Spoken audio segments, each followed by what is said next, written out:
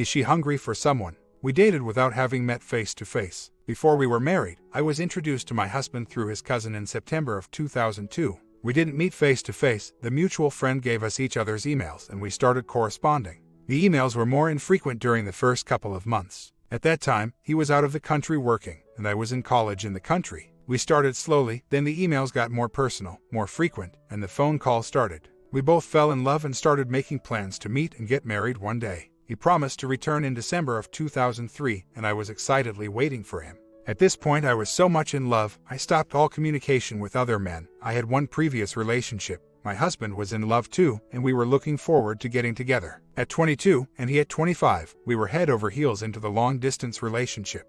At this point, at least to me, the whole point of the relationship was getting together in December 2003, and our conversations were all geared towards that. I was eagerly waiting for him and told my parents and relatives about him and our plans in December. In November, he started hinting that he might not make it, but he was trying. He gave me reasons about workloads. Because he said he was still trying, I took his word for it. In mid-December, he said he was definitely not coming because of his work, and I was completely heartbroken. I was pressing for details, but he would not say. The whole family was asking me what had happened to my boyfriend. We had never met face to face, so there was a lot of ridicule by siblings and friends who thought I was being foolish and gullible. With nowhere else to turn, I phoned the cousin who had introduced us and asked what was going on, if she knew the exact reason why my husband was not coming back. The cousin laughed, told me she had known he would never be able to come several months ago, and advised me to consider seeing other people and taking it one day at a time. She also gave me the exact reason why he could not come: work visa issues in his host country. I can't get into them here, but it's complicated.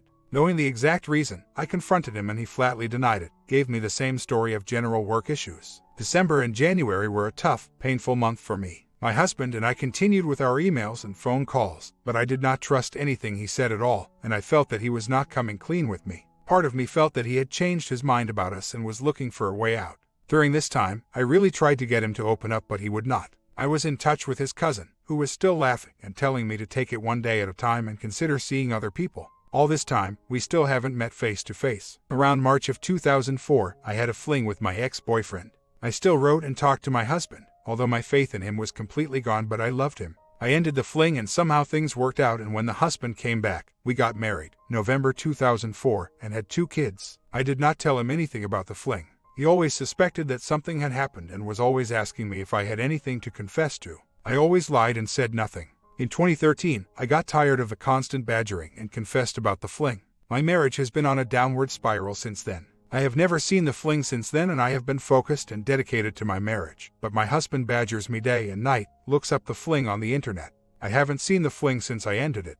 I understand that I betrayed my husband and he feels hurt by this ordeal, but I don't know how to make him happy. I have apologized profusely, but we seem to be going around in circles. I really love my husband and don't want to lose him. The questions keep coming. Sometimes I can't recall exact details from 2004, and he always accuses me of lying. Part of me feels that I am being judged harshly. I had one boyfriend before him, and he has had like 6 girlfriends before me, but I don't care about his past. I don't want to lose him. My comment: I do not understand the basis for this relationship. Was it a culture where arranged marriage is common? Because here in the USA, I would not call this a confirmed monogamous relationship. It was an online romance at the most, and the fact that he bailed on you when you were finally supposed to meet would have told me the relationship was in fact a fake, phony one. You hear about this all the time, where the mate you think you have online turns out to be a 55-year-old married guy, or a woman pretending to be a guy. There is even a TV show here on it, called Catfish. So, when he failed to meet you after years of online communicating, the relationship was off in my mind. And then you did not cheat, because there was no relationship. I would take this one to the grave and never mention it to the guy. OP responds: I was faithfully waiting for him to show up in deck 2003 as we had agreed. This would never have happened. I was a nervous wreck at that time. He finally returned in October 2004. We got married in Nov 2004. I understand I cheated, should have been honest with him. I really want to make this work and make it up to him. I don't know how. He is hurting and is betrayed, and detailed questions keep coming back. I am willing to go to MC, but he has flatly refused. My past indiscretion has plagued my marriage since confession in 2013. There are many triggers. For instance, because of the constant internet Googling of the other man, my husband always knows what he is up to and wants to talk about this all the time, which always ends up with the badgering and torments about the past lies and betrayal. I understand, he is in pain. I am not the person he thought I was. It turns out that the other man has a business relationship with my brother. I don't know how this happened. I was shocked that they even know each other. I never ever introduced the two. I never discussed the other man with my brother, so this now puts a strain in my marriage. This revelation came to me as a result of the internet searches by my husband.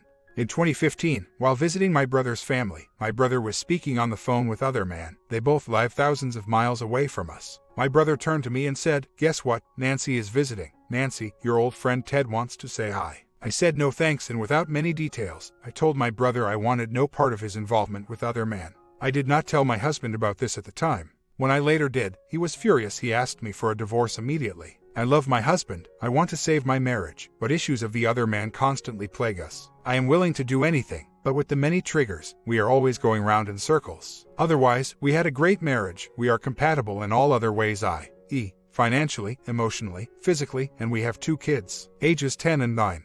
He said he feels like he's been living with a stranger for close to 13 years. He is upset about my lying and keeping this secret from him. He has been wondering why I did not disclose this years despite the numerous times he asked. And the selfish part of me thought it would damage our marriage, therefore I kept silent, especially because I haven't seen my ex since 2004. He laments that if I told him this on email before we met, he would have also dated other people. That stings. He also said he feels like beating the crap out of the ex-BF. I asked him why he wasn't really honest about the work visa issues when he didn't come back to the States in 2003. He said I would never have understood. That's true, I didn't really understand the gravity until we got married in 2004 and he detailed it. Apparently, those issues would have taken several months to 2 to 3 years to resolve, if he wanted to stay in the host country and keep his job and contract. I asked numerous times on email, phone in vain. Was I expected to wait 3 years while he constantly lied that he was coming home in 2 months, or his returning date is just around the corner, or he could come anytime he wanted to but was just busy with work at the moment? Anyhow, I should have been honest when he disappointed me. For those who were wondering, this was not any custom, i.e., date online and marry without ever meeting physically or dating physically. We both had very conservative mindsets and are generally risk takers. I was swept off my feet by the emailing. During that time, there was no Skype, no FB, no FaceTime, international calls were super expensive, etc. And I am sure he felt the same too. We both fell in love. He needs constant reassurance that this will not happen again when we go through hard times. We have gone through normal hard times in marriage, but I have never even thought of bailing.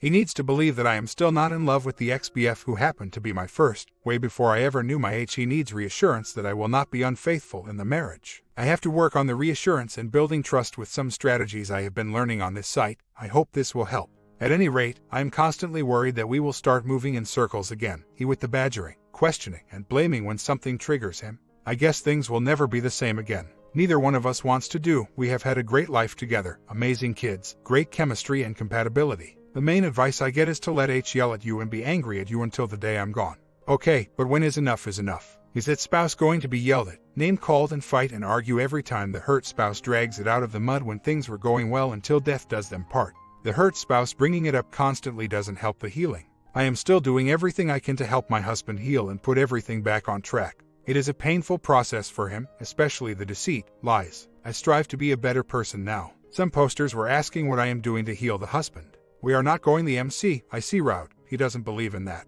I am basically fixing this by myself. Here is my list. Can someone tell me what else is missing? 1. He has access to all my phone passwords, emails, etc. for home, work. He has always had them, so this is not new. 2. Answering detailed questions, talking. This has been going on for several hours every day, every evening until the wee hours of the morning when we have to catch a little sleep and get ready for work. I try to be honest. Sometimes it's hard to recall exact details like time, day, month because it has been 13 years. This is tricky because it makes everything I say look like a lie. 3. Cut contact with an old friend who knew of the affair. I did this recently. A friend from college who was a friend to the other man. My brother apparently has business dealings with the OM. I am also not speaking with my brother at the moment. I will not speak with my brother until my husband can trust me again. 4. Acknowledging their hurt, your betrayal. I put myself in his shoes and listen when he expresses his feelings. It gets nasty, with bitter name-calling and false accusations. But I don't expect a walk in the park until he can trust me again. 5. Right timeline of affair. I did this, approximating months, days that I was seeing other man. His D-Day was in fall 2013. I messed up by trickle truth and lies at that time. Again, it has been so long since the affair happened in 2004. I am trying to be consistent. But sometimes, when I can't recall exact details, or there are minor inconsistencies, he gets quite upset. I understand that the trust will take forever to rebuild. There are other items like cutting links with STD checks, DNA for kids, broadcast the affair to family, writing no contact letter, etc. that would not apply in our situation given that I haven't seen in over 13 years. My husband knows that I have been a faithful wife, have never even looked at another man, so perhaps we can heal. I hope we can heal. Every night until early morning hours. He has numerous detailed questions and it's been taking us long to go through each item. Obviously, it gets nasty sometimes and I shut down, break down or just refuse to answer any more questions. We talk about other men and my deceit day and night. We talk on the phone during the working day as well. We have always had an active physical life, that aspect hasn't changed. He says he needs to keep talking about this in order to heal. I have to support him until he heals. The truth is, we are in this situation today because I am the one that messed up. I am the one that has stolen years of his life by marrying him under false pretenses and not disclosing this information before we got married. I am the one that lied and cheated and hurt my husband's feelings. I am the one that needs to do what it takes to rebuild the broken trust. And it is broken so badly, he is now starting to accuse me of looking at other men in stores, restaurants, train, etc. I know he wouldn't have married me if he knew. He has said so repeatedly when angry, although when he calms down, he says it would not have made a difference. I need to fix this, it's ruining us. I'm going through a roller coaster of emotions. I've been working through these issues with trying to prove myself, during long Q&A sessions that last through the night and even eat into my work during the day. I get it. I stole many years from his life by not being open. He deserved to be with somebody who loves him unconditionally through thick or thin. Confessed in a fit of rage that he slept with another woman, for one night, or maybe more, I am not sure, during our online dating relationship many years ago. My first thought was, you hypocrite. But I didn't go there. Initially I thought he was joking, but then he swore on our kids' lives that he wasn't. He then finished the discussion by lamenting that now I know what he feels like, and that he wasn't and isn't desperate.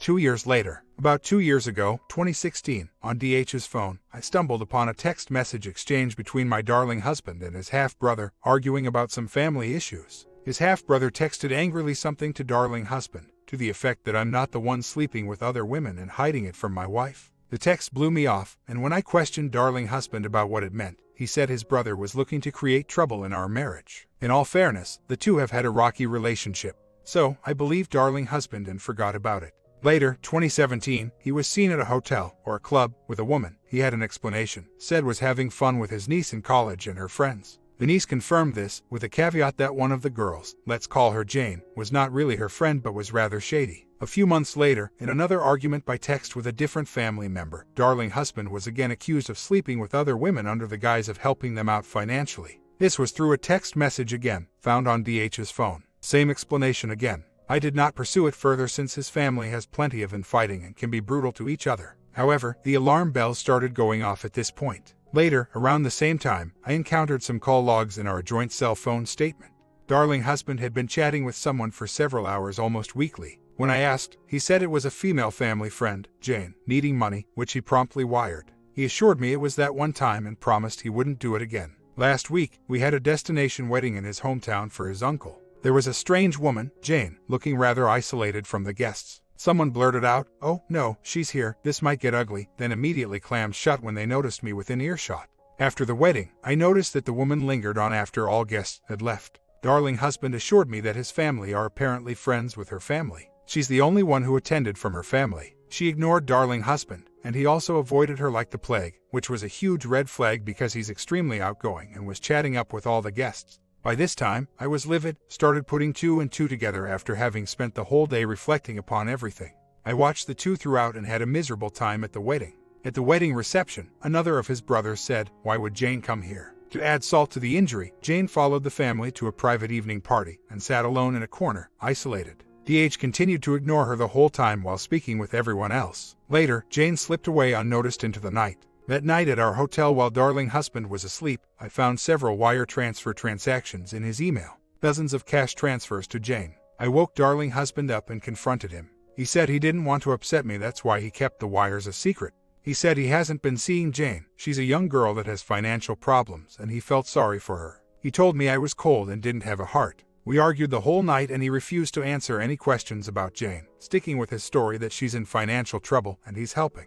I demanded that he calls Jane. At first, he resisted, but I took his phone and dialed. It went to voicemail. He seemed relieved. The following morning there was a text from Jane saying she missed his call. Is everything okay? I feel like his whole family knows about Jane and I'm the only one in the dark. I always felt something was off since 2016 but couldn't put a finger on it.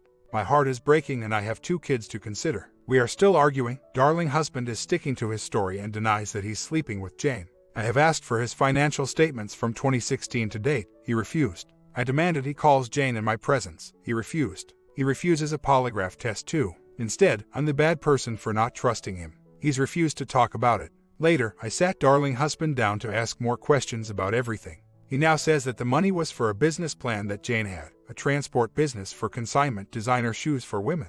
I asked him why I was not included in this business arrangement, but he had no answer. I asked him how much he sent to Jane in total. He gave me a vague number but will not back it up by showing me his financial statements. He even said his niece is on board and knows about this business arrangement. I asked him who else knows. He said just the niece and no one else. I asked him where the incorporation paperwork is, tax IDs and the like. He said Jane did not deliver as agreed, and he has been conned of his money. Jane is now a con lady. I sat there, looked at him lying, and mentally planned my next steps. I don't know whether to feel angry or upset anymore, especially since he has a story for everything and I know he's lying and will not take his word for anything.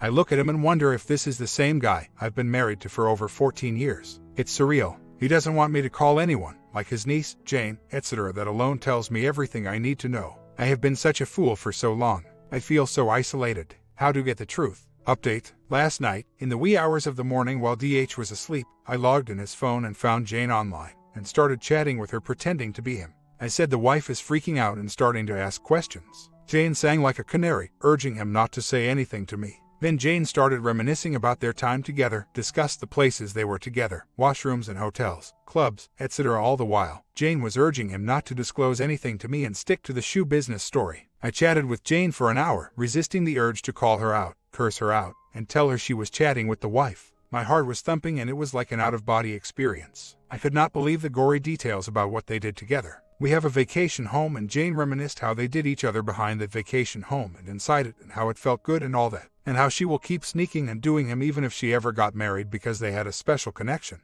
My heart is broken. I am at work now contemplating my next move. Jane did mention that she still loves him and what they have is magical. I, still pretending to be him, asked if she kept any of our pics together because I had to delete everything. Dumb Jane said no problem. I provided her with my own email address, saying it is new and I just opened it. Jane said she would open a new email address as well so they can chat in secret because her fiancé likes to snoop. Jane apparently has a fiancé. Jane sent their pics together and I have those as well. Jane mentioned by name family members that knew about their affair. It was hard to sit there and continue typing and chatting with her. My scum of a DH slept on, oblivious to what was going on, but I am meeting with an attorney during my lunch break. Jane reminisced about their last time together right before the wedding. This has been going on for over 2 years. I left DH working from home as I plan my next move. I cannot believe it. How stupid and blind I have been. For what it's worth, and since someone asked, we are Americans. I have everything and wondering where to store it. What a piece of crap. Some of the details are nasty. Jane describing details of what they did together, all the while cautioning him that it's their special secret and not to disclose anything. Nasty details. I have the pictures too. I am looking for a safe place to store everything. I have everything, screenshots of the chats, pics. DH is blowing up my phone. Like clockwork, after I left for work, he and Jane touched base and discovered that they didn't chat with each other. Well, he is denying everything and asking to put Jane on the phone to admit that she made up all the stories. Good thing, I am not dumb anymore. They are both disgusting, nasty people. Still in shock. He took her to half the hotels and nightclubs in our hometown, and half in the city we frequent when we go to the lake house. The same spots we frequent as a couple. The lake house is where I take my kids for summer, and that's where we always spend Christmas. It is forever tainted. All those places are tainted. Could he not find a new location for his shenanigans? A lawyer is drafting divorce paperwork immediately. It will be a long weekend. It's been a roller coaster of emotions. On getting home Friday after work, husband was all heated up and defensive, begging me to speak with Jane so she denies the affair. I banished him to the basement that night. My family was over for dinner earlier, complicating everything. Later, he came up when everyone was asleep, sneaked into bed beside me and I managed to get a confession from him, confirming everything in my chat with Jane, disgusting that I had to wear a lingerie and tease him to do this before shoving him off me after he confessed. The full confession destroyed me. I guess a tiny, whiny part of me was still hopeful that this was all a bad mistake. He says Jane was crazy and nasty and he couldn't help himself. He said he wouldn't do it again and asked for a reconciliation. Said he wouldn't consent to a divorce and begged that we work this out. Again, my heart was broken. It's one thing reading the chats from Jane, but to hear those words coming from his mouth nearly killed me. My emotions are all over the place. The next day, he dares to ambush me with Jane on his phone and put her on speaker to apologize. Hearing that whispery, girlish voice squeak, it really isn't a big deal, just let it go and don't stress yourself. It won't happen again since I have my fiancé and I have moved on, was like a knife plunging and twisting in my back over and over, again and again. She thinks she can move on with her fiancé and live happily ever after, destroying my life. Worst humiliation ever. I went nuclear on their two behinds and completely lost it. Cursed them, told Jane she could have him, and threw him out. I can't find Jane's fiancé yet. She's all over social media, but there's no mention of her boyfriend.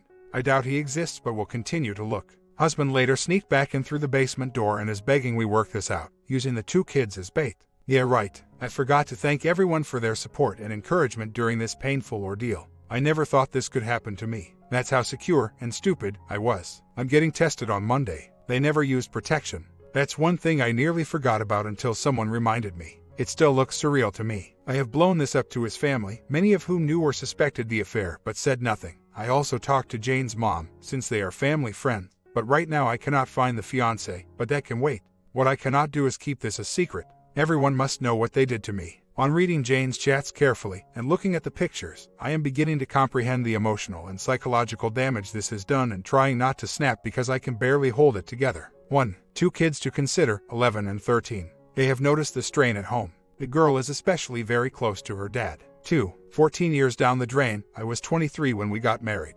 That's my young life gone with a poof. 3. Front seat view on the details of the affair, like names, places, intimate details. The mind movies are torturous. On closely reading the messages, Jane mentions the time they had a quickie right under my nose outside late at night in our vacation home, when we had a party and all family, friends, and neighbors were there. I remember that day because I retired to bed early with the kids. Later, I remember that H came into bed and we made love, with the stench, bodily fluids of her still on him. This level of callousness, selfishness, and disrespect is unfathomable. 4. The unprotected times. Jane is counseling him in one of the chats. If she asks about this, say yes, we had protected, slept together. Great job exposing us to health risks like this, hubby. 5. In one of the last messages, Jane is asking when the next hookup is, and saying she will open a new email address for their communications because her fiancé is Snoopy. In other words, this affair would have continued if I didn't find out. Yuck. 6. Last, but not least, all of our favorite locations are tainted now. Our hometown, that's where Jane lives, and half the hotels and clubs in it, our vacation house, our current house, other cities we used to frequent visit, etc. He took her to all of our favorite places. 7. And the wedding. She is tainted that as well. I recall her smug face sitting there and looking shady, staying out after all the guests had left, following us into a private late-night party of clubbing and dancing, then sneaking out into the night.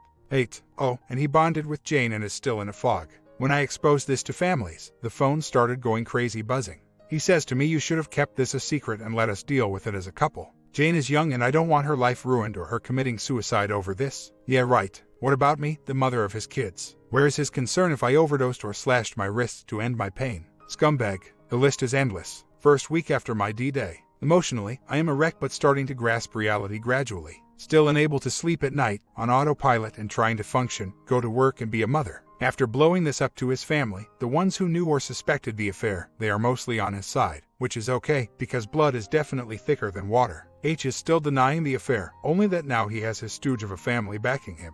When I exposed, I mentioned that I had documentary evidence, i.e., the screenshots with Jane, and the pictures she sent of them together. The vile family is siding with dumb Jane, and their narrative when they blow up my phone is that she knew it was me all along and made up the stories. They say that the pics have been photoshopped. Someone has even conjured up alternate pictures of the Jane and H together in a crowd, and with his family to prove how messed up I am. Jane was supposedly their family friend, remember. They are choosing her side over mine. I know I was super naive and trusting before, but there is no going back. I am just surprised the lengths they are going through to make it sound like I am the one who is crazy, the perils of being married to a charming narcissistic. Still waiting on the lawyer to file. He seems to be dragging his feet all of a sudden. H has refused to move out of the house. Again, thanks to everyone for their support. The online resources have been helpful. It feels somewhat better to finally see the light, but the next chapter of my life looks scary and uncertain. Several months post-discovery of his affair, my husband's head is still stuck firmly in the clouds. He is deeply committed to remaining deceptive. I have layers and layers upon evidence of his long-term affair. I have pictures of him and his affair partner together, cuddling, smiling, and looking very much in love. I have confessions from family members who saw this affair develop and were too embarrassed or simply said nothing because they did not want to get involved. I have intimate text messages from his affair partner. I must admit, I entrapped her one night, chatted with her using his phone, pretending to be him, and that's how all my suspicions were confirmed. I have a taped phone conversation from his affair partner. He put her up to it, to apologize for the affair upon my discovery, and I recorded it, admitting their dirty actions together. My husband supported his affair partner financially during his long-term affair. I have wire transfer confirmations of the sums of money he sent to her. He still denies supporting her. The money was for a business arrangement that went sour. Finally, I have his own watered-down version of a written timeline of the affair. I also have his own confession, admitting his fault after day 2 of the affair discovery. The first week, he started well, answering questions. Yet, he now denies that an affair even took place. According to him, his affair partner is a jealous, lying, vindictive woman because he is a good, strong man who did not succumb to her charms. Upon discovery of his affair, I was in complete and utter shock and disbelief. I steered clear of alcohol but got into a self-destruction mode with sleeping pills. I am now clear-minded, still discovering new things every day. Expired condoms from since 8 years ago cannot be the same affair partner, as she would have been a minor, so this was probably an encounter with another woman. I have become a detective in my own home. He refused to move out, so I let that go. The affair did not happen. It is all in my head, he says. They went to all these hotels, clubs, trips and did nothing, just had a drink. He cannot own up to what he did not do. Why should I put up with his denials? Why should I wait for the aha moment when he comes from the darkness into the light? Why should I put up with him asking me to get over it so that things go back to the old normal? The old normal, you know, where I was being cheated on and in the dark, where he would gaslight, manipulate or deflect, and where everyone seemed to know about his double life except me. Why should I put up with his verbal abuses, blaming me for his affair? Like, you did not give me attention. Many women would love to be in your shoes. The other woman was open and communicative. You are not. You never loved me anyway. This was your plan from the very first day we got married. Looks like you are determined to break this marriage. You know what? I am not sorry for the affair. You deserve it. This is the reason why. 2 preteen children, their stability and financial reasons. I could throw an I love him in there, but I fear that every day my heart grows cold as this charade continues. I am seeing a therapist individually to work out through my own feelings of despair and heartbreak. I don't believe that marital counseling would work. Marital counseling would probably work when the cheating spouse sees the error of their ways. A part of me was hopeful that we can still reconcile, that inside this monster I could find the man I fell in love with 15 years ago, and I feel that I owe this to my children. I think a good way to start would be, at the very least, own up to your transgressions. However, it gets more difficult. My resentment grows because he fails to do this, and gets angry at me, like I have given you 2 months to get yourself together. What else do you want? Is this denial an affair fog? Has anyone ever encountered this from a cheating spouse who got caught? Update: he should finally be served tomorrow. It's taken a while getting things ready. He has no idea. A part of me still thought he'd wake up and start to take responsibility. The worst thing about this is waking up one morning and discovering that you are married to a total stranger. I have been hit by a ton of bricks, and I now lay down bruised and battered, conceding defeat. I never ever thought in my wildest dreams that I would be here. I'm nervous and worried about the kids. He's been telling them that mom wants him to move out. My 11-year-old son was mad at me. I took my daughter out for coffee one evening after her gymnastics classes, and he berated her when we returned late because she didn't answer her phone. She's now scared to go out anywhere with me. I haven't told them why we're fighting, and no support from either side of the family. I wasn't expecting any from his side, of course, but my own mother and sisters have been a disappointment. They are thumping the Bible and touting forgiveness. I'm a wreck, still in shock, reading about narcissism and all that, talking to a therapist, trying to avoid fights. I always thought, naively, that cheaters who say they want to stay married at least take some responsibility for the hazards they cause. Half a year later, I've been busy planning my move out of the family home.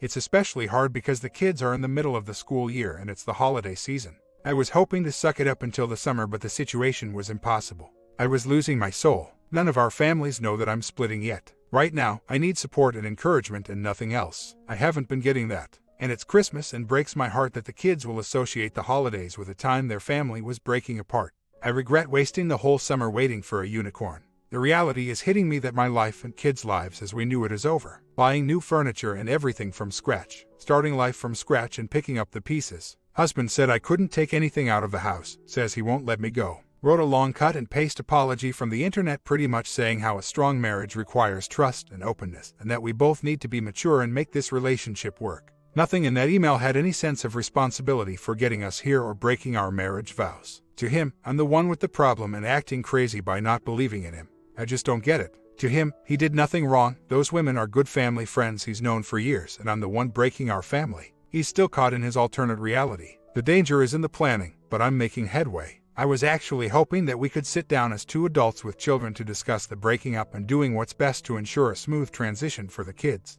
Recognize that the marriage has failed. Well, that's not happening with my husband. He will not discuss anything related to the marriage ending. One minute he says he doesn't care, next minute he's willing to work with a lawyer on any separation agreement I want, then he's sorry for causing this and is begging to fix it. The next minute he's blaming everyone else for interfering in his marriage, calling my dwindling support system and getting into arguments with them, then threatening to discard the kids so that I can go ahead and find a new perfect dad for them. And other times he's just plain old mean and vindictive and keeps making threats, then declares how much he loves me. It's exhausting and I'm tired. I'm remaining focused on my move out and getting the new place ready for the kids before telling them. I have a lawyer, but at this point I have to get out of the house. He's never moving out and I don't care anymore. That's a fight for another time. I'm alone. My family are out of state, hundreds of miles away. The supportive ones can only do so much from afar. The rest is up to me. I have to dig myself out of this hole and be a strong and sane role model for my kids. I've been drinking and sinking into depression the whole year while my husband was busy seducing women. No. 2. My own kids were constantly worried about me. I'm okay now. It's just a matter of time. My husband just doesn't care about anyone but himself and I have to accept that bitter reality. The new lease is in place and I'm furnishing the condo for move-in after the new year. My attorney is prepping the filings for service right after I move out. To be honest, I want to be out of that house when he's served. He can be mean and vindictive and has used the kids to demean me in the past. I'm worried that he might discard the kids. They love him. He's been threatening to do that and says, if choose to destroy my family, that's on me. When he refused to move out, I said I would. His response, don't take anything out of the house. Notice he didn't say don't take my kids with you. He was more concerned about the expensive furnishings in the house. Otherwise, I'm actually eager to get out and excited about the peace of mind. Is this normal? I can barely sleep at night. He found out about my plans to move out. 2 days after Christmas, he returned home at 2 a.m. while my kids and I were asleep with the kids. He woke us up screaming and accusing me of having an affair with my realtor. My poor kids were traumatized and had to watch their mother being shoved, screamed at, and shoved around in her nightie half naked. As the kids stood there watching and scared, he started berating me about breaking his home, cheating with the really while demanding that I get out. Initially, I didn't argue back, was completely mute and ignored him. He then telephoned his family and had them on speaker lying that I wanted to leave him for another man. The kids were in shock, scared and agreed with everything he said when he put them on the phone to confirm. When I continued to ignore him, he got angrier, grabbed and started yanking my arm. I finally spoke and said no, then said I was leaving. He was pushing me to get out, ignoring my protests that I needed to get dressed first. It then hit him that I was serious about leaving, so he shut and blocked the bedroom door as I struggled to get my clothes on. I was worried about the kids and started trying to explain that I had to leave and would be back for them and that they should never allow themselves to be treated badly. They were crying and confused, 12 and 13. He instructed the kids to hide the car keys and told me I wasn't going anywhere. I had my cell phone in my hand and then called the cops to say I was being prevented leaving a violent situation. The cops came, took our statements, asked if this had happened before. The pushing and slapping has happened a few times.